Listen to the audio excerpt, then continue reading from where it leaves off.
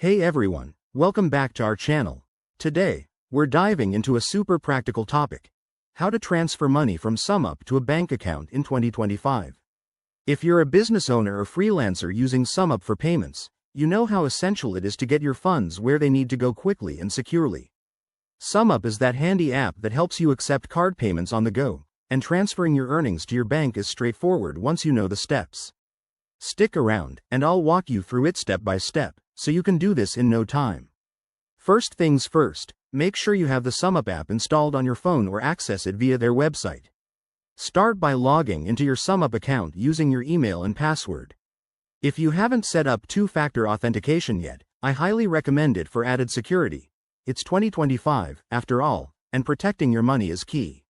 Once you're logged in, head over to the Dashboard, or Funds, section. Here, you'll see your available balance from recent transactions. Look for the Withdraw or Transfer Funds option. It's usually right there on the main screen. Click on it, and you'll be prompted to enter the amount you want to transfer. Double-check that the figure is correct to avoid any mistakes. Next, select your bank account from the linked options. If you haven't added a bank account before, you'll need to do that now. Just follow the prompts to enter your bank details, like your account number and routing information.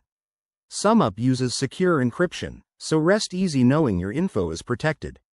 After confirming the details, review the transfer summary, which will show the amount, fees if any, and estimated arrival time.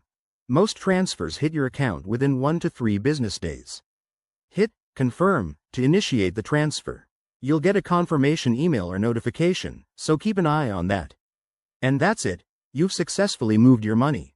A quick tip: always check for any minimum transfer amounts or fees, as these can vary.